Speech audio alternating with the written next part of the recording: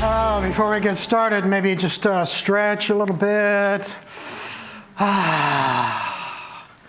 Anybody who's ever taught or spoken knows when I saw 2 to 3 o'clock, I thought, why me, Lord? What did I do? But actually, it's been a pretty good day. It's been active, and the presentations have been good. And because this has got CEUs, I have the learning objectives up there that by the end of this, and by the way, anything, mikasa, sukasa, anything you want, I'll send to you, give to you, copies of the PowerPoint, whatever. But the idea is, what is spiritually integrated therapy? Why it's important? How does it relate to other therapeutic modalities? And assessing its application to your practice. And I know there are several people in this room who could do this presentation as well as I. So I look forward to hearing what, we'll see how this rolls. The first thing about SIT is that it's holistic. Theology used to be known in the Middle Ages as the queen of the sciences because it was the top of the organized, it was integrative. Since the scientific revolution, we've learned about the world by fractioning it out and looking at pieces of it. So we need something that integrates all those pieces, the physical, the mental, the social, the spiritual. I was driving home the other day listening to a Christian radio station, and the announcer says, okay, as we get ready, breathe in, breathe out, get those endorphins flowing, lower those glucocorticoids, cool your limbic system. It's become this kind of sense of the knowledge that we are a psychosocial, spiritual being that's kind of everywhere. There we go. We are specifically aware of religious and social diversity because everybody's individual processing is their own. Even if they say the same words you say, they may not mean the same words unless you really get to know them. I was talking to, one of my friends, my colleagues is Hindu, and he thinks Jesus is the greatest avatar of God ever. He made himself a bumper sticker, Jesus GIH, which is meant to have people question what that means. It's Jesus as God in human form. And he's, in a sense, more Christian than I am in some ways. I also was talking to another woman recently who's a member of a church who said, what people don't realize about communion, it is you communing with your solar angel. Because, like, what? Exactly. That's not Orthodox Christianity. Like Jesse was saying this morning, it's a meta. It's compatible with everything potentially. Family therapy. Family therapists like it because we're aware of the enormous impact of family on your religious world, your view. You can inherit it. My wife is Presbyterian and has been Presbyterian for 340 years. When I married, I did not know this. She said to me early on she was descended from Archibald Johnston, who was a lawyer, Scottish lawyer, who was executed for being a Presbyterian. And I did not realize that is gigantic in her family. It is just huge. And it is a background noise or influence. My wife's an identical twin, and her husband has become I was a chaplain in the Navy. He has become a chaplain with the VA. I was a pastor. He's become a pastor. I'm Presbyterian. He's more Presbyterian than I. You can just see that action, that dynamic in the back of the family. Cognitive behavioral, as you can imagine, certainly when you mention cognitive behavioral with spiritual as part of it, thinking and beliefs, obviously very relevant. Psychodynamic, because Freud had some harsh things to say about religion. We think it's not so compatible, but that tripartite human being, some people could say like the id is a little bit like original sin or the devil, and make you do it. There's the ego. Some people would associate with it reality testing, the Holy Spirit, the superego with the law that teaches us how to live. Narrative, obviously narrative, your story, your religious story, where you fit in the grand scheme of life. Emotion, folks, DBT, Linehan says that she thought of dialectical behavior therapy partially from her Jesuit background. Acceptance and commitment. It is necessarily dealing with what people think of as important. I mentioned Tillich this morning, ultimate concern, ultimate values, how you really want to live, what's most important to you. And some people don't do that much. So for us with spiritual and religious or spiritually integrated therapy, there are people who say, not relevant. And if they don't need to deal with it, then they don't think that far, or they don't think in those terms. And while I may think they have it,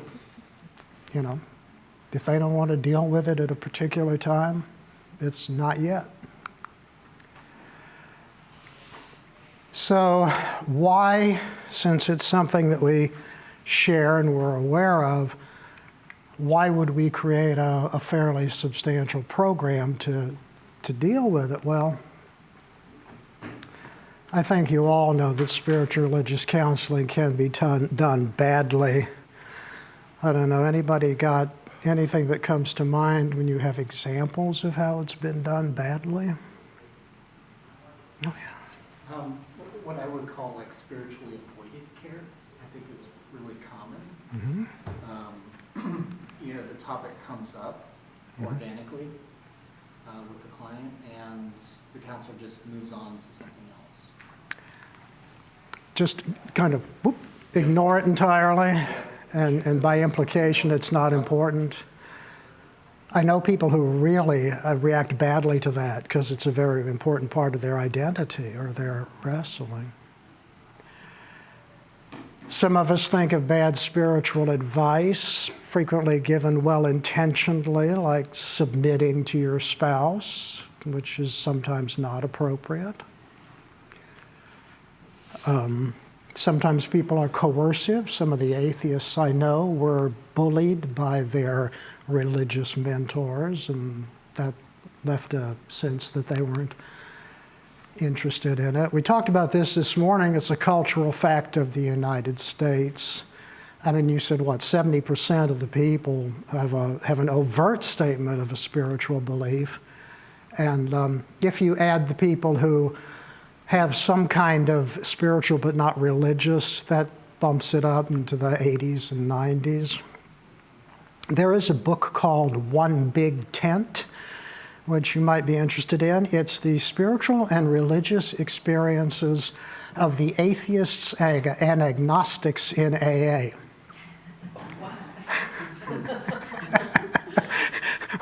Why do you laugh? Well, you think if the heart and soul of the program is turning my life and my will over to the care of God as I understand Him, that the atheists and agnostics might self-select out.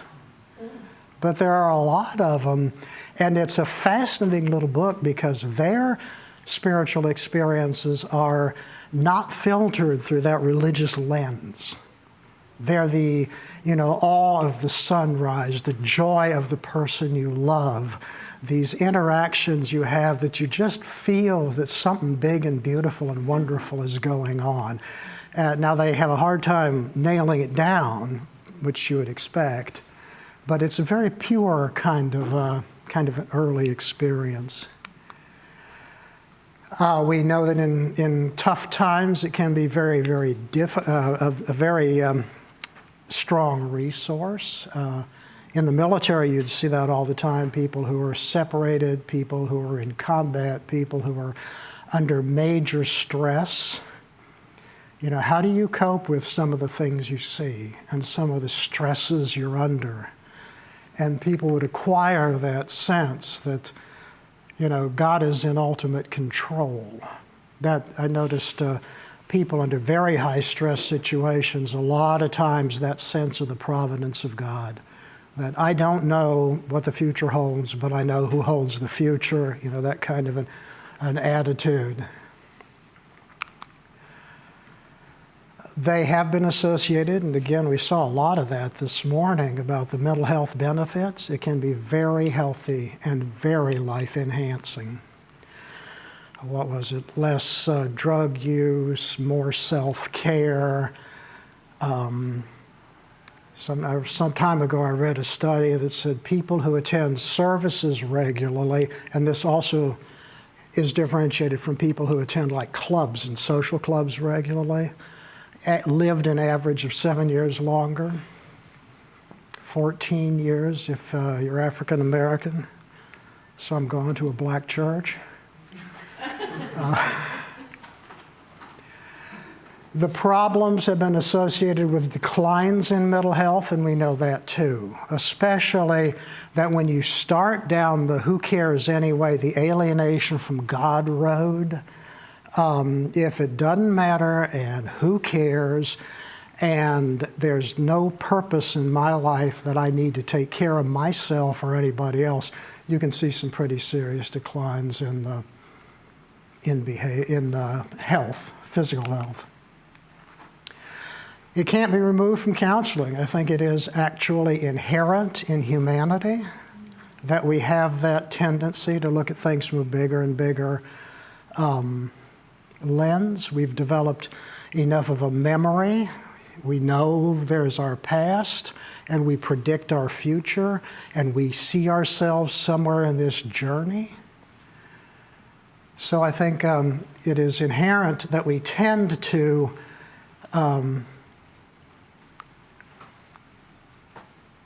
expand our view of life.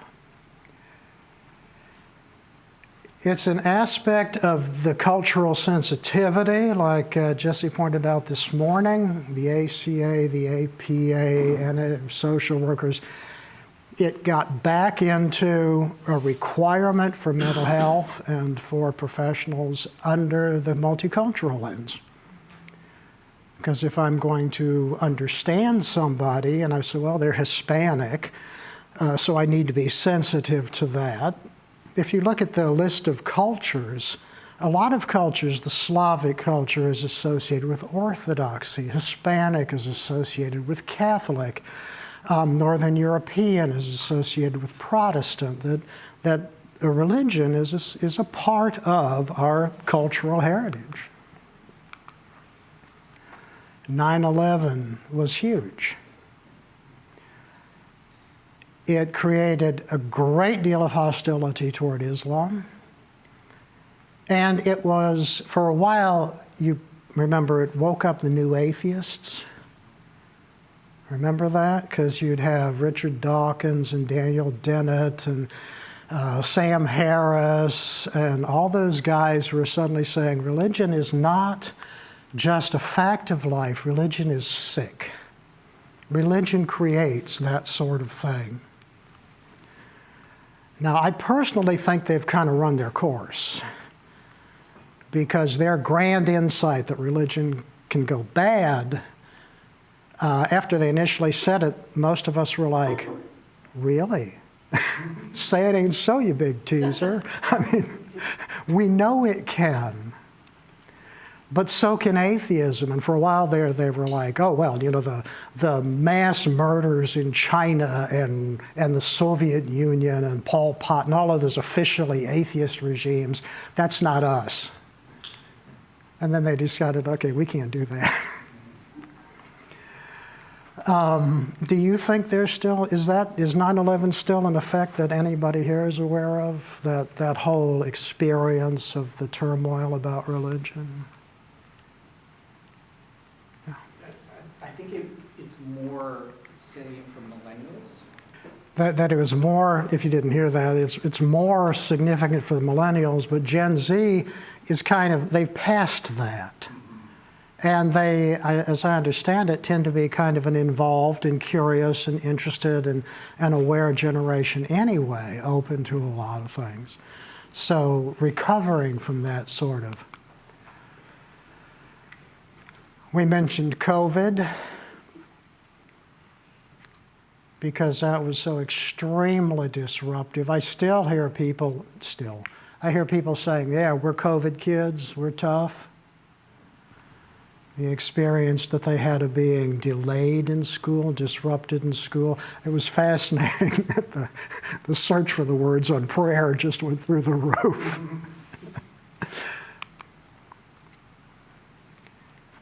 Social media. Right now we're reading a book, The Anxious Generation, about the effect of, I got an amen. The effect of social media on young people and how powerful it is to the anxiety and the fears. Polarization. We live in a society where practically everything has become a federal case, almost literally. Hence, when a kid says something like, I'm thinking about my gender, everybody spins up about it.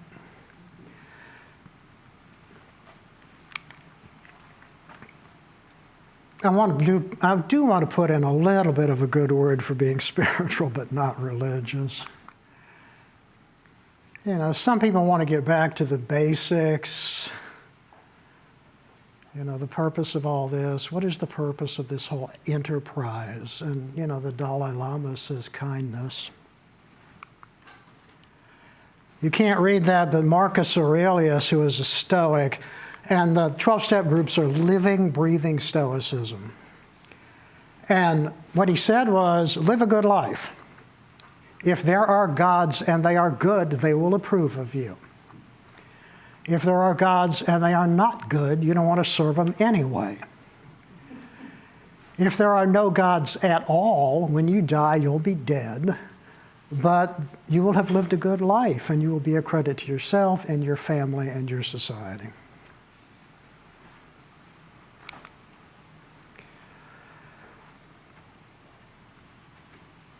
If you look like religion is having someone else's experience or believing someone else's experience. Spirituality is your own experience.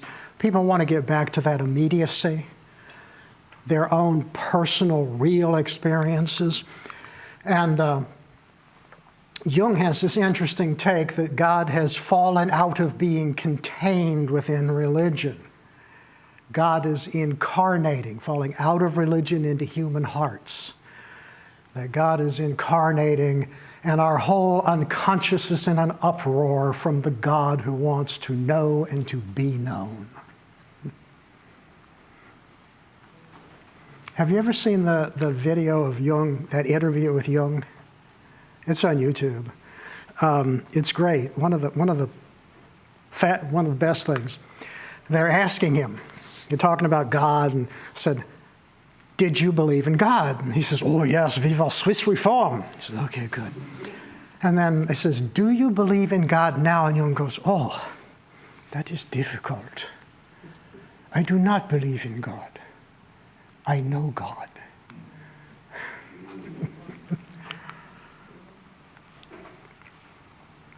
Religions aren't all bad. Religions, it says here, tame the spirit. When I was ordained, one of my vows was subjection to my brothers and sisters in the Lord, because, individual revelation is a good thing, but tempering it by bouncing it off other people is extremely helpful. What was it? G.K. Chesterton said that tradition is the greatest, the most democratic thing in the world. It gives the most disenfranchised group, the dead, get a vote. Or as an alcoholic once put it, talking about being with God without the group, he said, if I and God are alone long enough, God will tell me to go have a beer.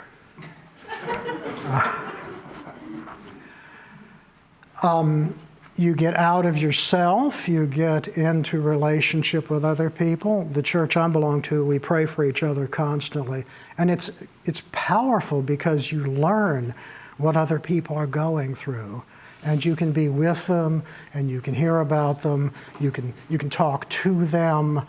One of my colleagues always used to say, if we all knew what was going on with each other, we'd be far kinder to one another. You get guidelines. There's something to be said for law, for things that we generally have discovered have worked over a few thousand years of trial and error.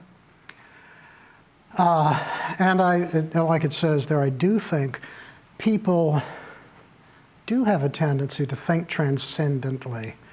It's part of, what was it? St. Bonaventure said we have the eye of the flesh, the eye of the mind, and the eye of contemplation. So we see things, physically and structurally. We also see things in terms of purpose and meaning, and then we see them in terms of ultimate story.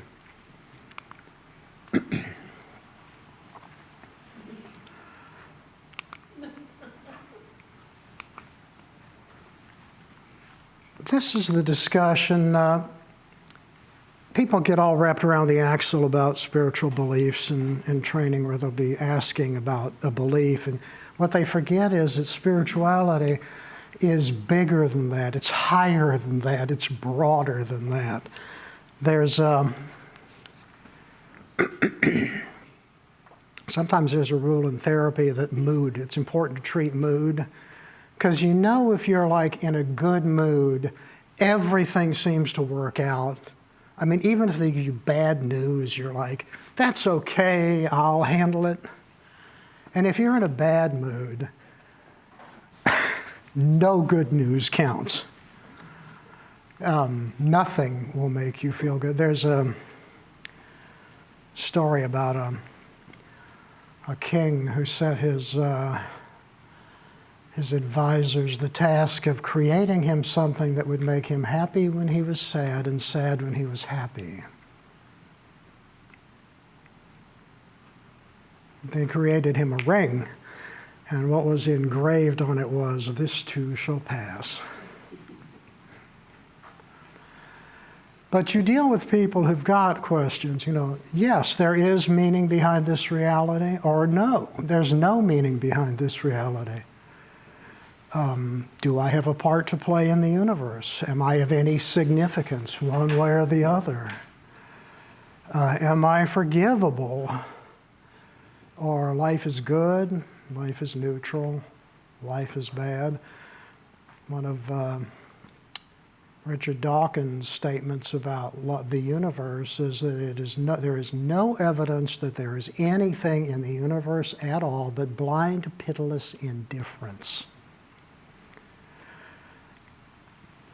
Which is probably why Richard isn't like a stem winder of a person to keep you going.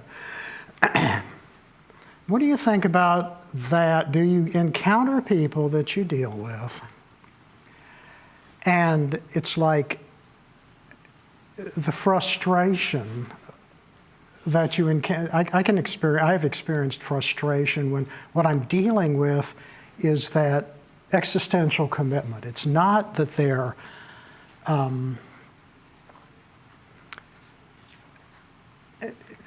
it's that they really have this stubborn belief that no matter what I do, nothing works.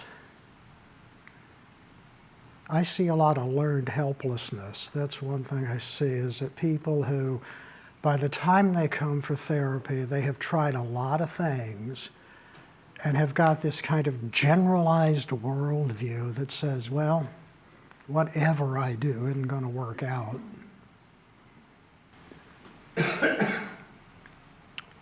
This morning we mentioned one thing. There was a huge book, although the internet's probably more useful now. Hill and Hood had a book, Measures of Religiosity. That's good for research, measures of religious or faith commitment or things. They're also good, you could use them therapeutically.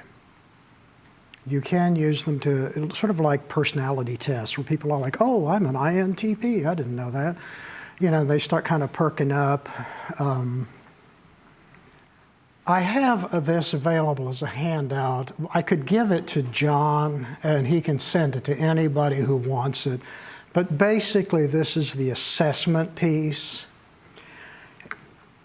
The closest thing to a textbook that we have is this, Russell Seiler Jones's book, Spirit in Session.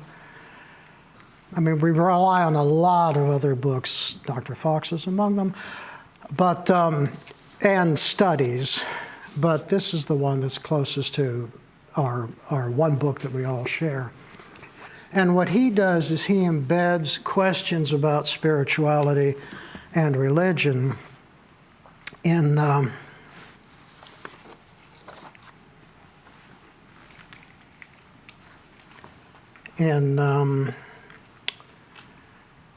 general history that he takes. So it doesn't get separated out as something different. So you get some very overtly spiritual questions like, do you see yourself as a spiritual or religious person? And then you get those implied questions. How satisfying is the work you do? What do you do for fun? What do you do for self-care? Because people can care for themselves for a variety of reasons. I know a lot of people who care for themselves because they want to be to the benefit of their children and their grandchildren and, be available. They don't want to be a burden on other people. Or you can do it because you enjoy it or because it feels good. There's a whole variety of reasons you can have any of those coping with your religious or spiritual issues. Do you have spiritual problems or beliefs? Some people do, some people don't. The two on the bottom are suggestions from medical personnel, the FICA. Do you have any spiritual beliefs? Right over here. That help you cope with stress? How important are they? Are you part of a community?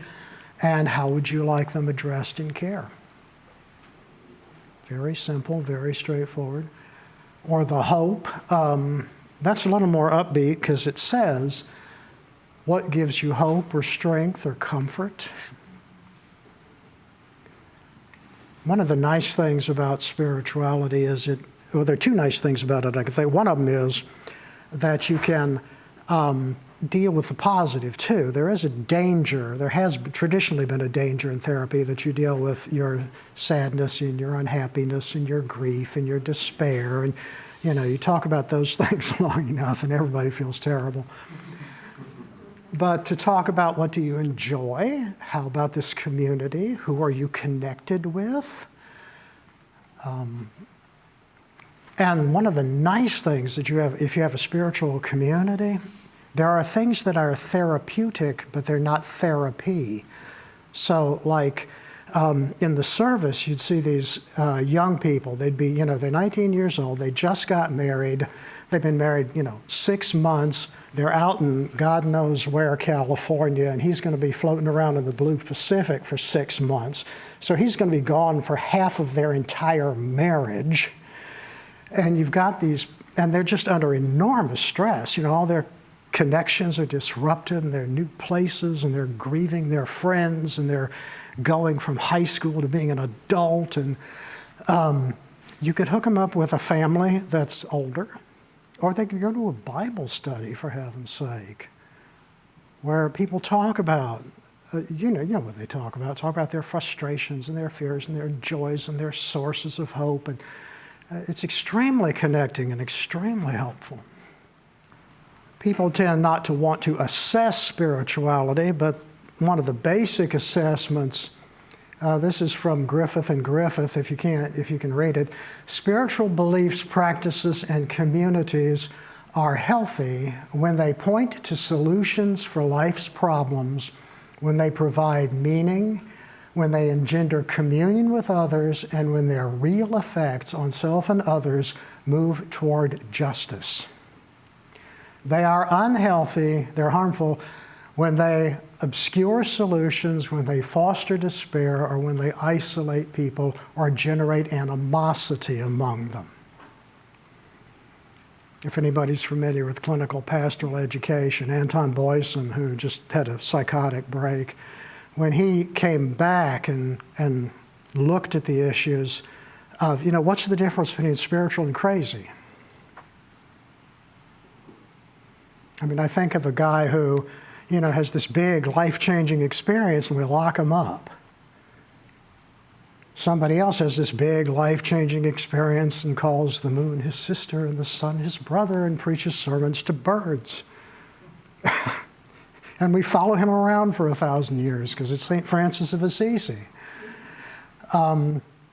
Boyson essentially came to that kind of a conclusion. If they're more concerned, if they're more healthier, they interact better with other people, they're more kind, they're more loving, they're understanding, they're more connected. That was more on the spiritual side. If they're more anxious, if they're more frightened, if they're more removed, that was crazy. This is a very positive quote about religion being the most joyous thing in the universe. So we had Jung's quote this morning about if you have one, you found something very, very great. And this is a general example that if you have a nurturing God, people tend to, a very engaged God that you are working with, that things like anxiety tend to go down. And if you have a more punitive God, a harsh God, your negativity tends to go up. When you talk about psychology and religion, I think all of us know something like this. You've got some kind of, there we go, look at that. This is, 4 square. Up here, integrative side, conflict down here, psychology or materialism on this side, religion on that side. Down in this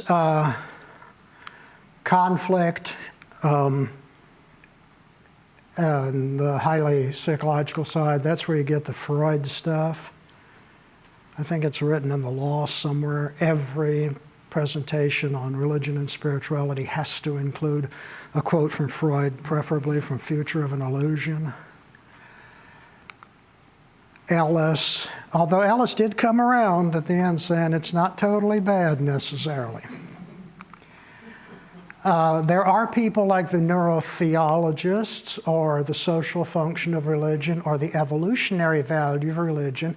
They're materialistic, they're on the scientific side, but they're not negative. They're up more close to the integrative side. Certainly the evolutionary, the social value of religion. Clinical spiritual care, that one, the integrationist. Ken Pargament, who kind of kicked off this, he's kind of been a prime mover on this spiritually integrated psychotherapy thing. Ralph Piedmont, 6th factor in human personality. I love Ralph. Ralph gave me the highest compliment I think I've ever received inadvertently. I was up at a conference in Maryland, Loyola, and I said, yeah, I'm Bill Clough, I'm at Argosy University. He said, oh, you're the other program. Like a giant in in the biggest program in the U.S. is you're the other program. I'm like, I can't do better than that. Dialectical behavior therapy, which does have it's not religious in an overt sense, but it has that perception, that sort of Catholic Christian understanding of human beings and the value of support. Acceptance and commitment, all of those are things that we can see the automatic similarity, the value of. Over here on the religious counseling side, I put CPE here, clinical pastoral education.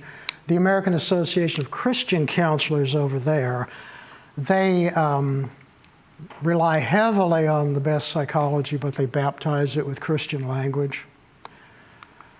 Tim Clinton.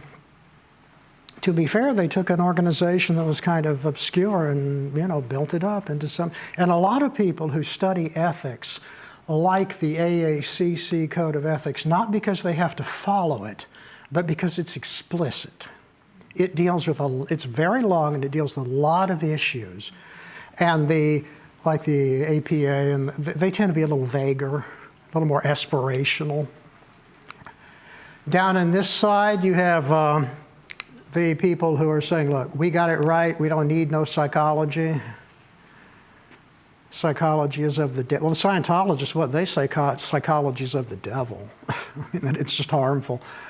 That was the biblical counseling model. There are people who, in the biblical counseling model, are very strong on saying, no, we're not going to do this stuff over here. That's just not helpful. So that's the flip side.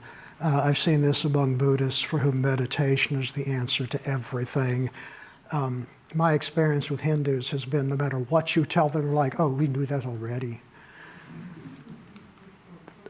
Samaritan Center tries to be informed on both sides and highly positive about the integration of both the realities, the insights down here, and certainly over here.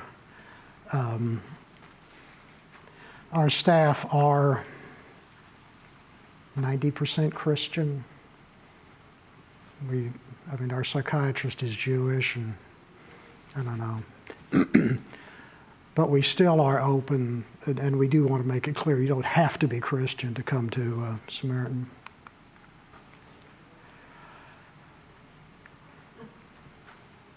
These are the things that, if I were going to summarize, to attempt to account for our fragile, brief, and ambiguous existence, to infuse our lives with some sort of meaning and purpose, and to bolster our efforts toward a viable sense of self, and perhaps find comfort, consolation, and encouragement along the way.